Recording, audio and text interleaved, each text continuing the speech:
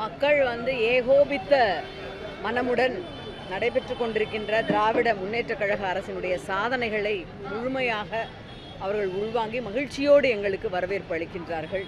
செல்கின்ற இடமெல்லாம் நீங்களே பார்த்து கொண்டிருப்பீர்கள். எழுச்சி மிகுந்த உற்சாகமான வரவேற்பு. நம்முடைய திராவிட மாடல் ஆட்சிக்கு கிடைத்த வெற்றி என்றுதான் இதனை சொல்ல வேண்டும்.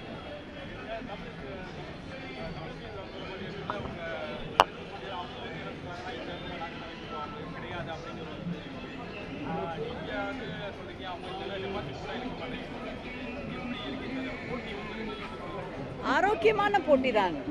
அவரவர் கொள்கைப்படி அவரவர் கருத்துக்களை சொல்லுவதற்கு எல்லோருக்கும் உரிமை உண்டு. அவருடைய கருத்துக்களை சொல்லுகின்றார், நான் என்னுடைய கருத்துக்களை சொல்லுகின்றோம். எல்லாம் மக்கள் தேர்தல் முடிவு வந்த பின்பு மக்கள் யார் பக்கம் நிற்கிறார்கள் என்பது மிக தெளிவாக தெரியும். எங்களுக்கு மக்கள் எங்கள் பக்கம் நிற்கிறார்கள் என்று செல்லும் பொழுதே தெளிவாக தெரிவதால் உள்ளங்கை நெல்லிக்கலி போன அதை சொல்கின்றோம்.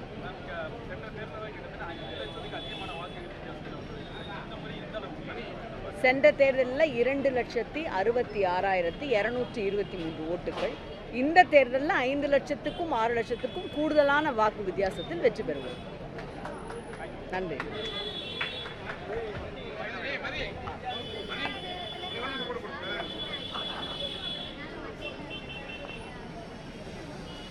இந்த வண்டியில் அடிப்பட்டதுனால பண்ணலை. மயிலாப்பூரில் எப்போவுமே ஆட்டோ எங்களுக்கு ரொம்ப வசதி. நீங்கள் சென்ற முறையும் பார்த்துருந்தீங்கன்னா ஆட்டோவில் தான் முழுக்க பண்ணியிருப்போம்.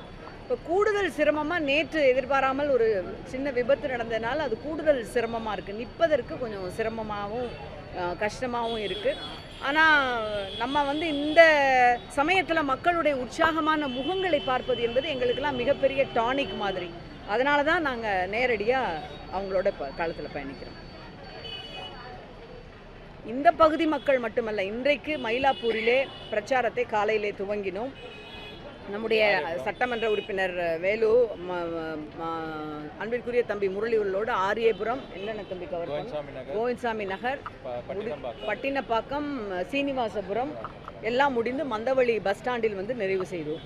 அங்கேயும் மிக எழுச்சியான வரவேற்பு. இன்றைக்கு இங்கு தொடங்கி இருக்கின்றோம். அன்பிற்குரிய மதி அவர்களுடைய அந்த பகுதியிலே நீங்களே பார்க்கலாம் எழுச்சியாக. இந்த எழுச்சி என்பது எங்களுக்கு இந்த 3 ஆண்டு கால அரசினுடைய சாதனையை மக்கள் எப்படி நன்றாக அதற்கான ஒரு வரவேற்பை தருகிறார்கள். அதே போல ஒரு பாராளுமன்ற உறுப்பினராகவும் நான் இவர்களோடு வெள்ளம் சமயத்தில் முழுமையாக நின்ற ஒரு பெண் என்பதால் மிகுந்த ஆதரவு அளிக்கிறார்.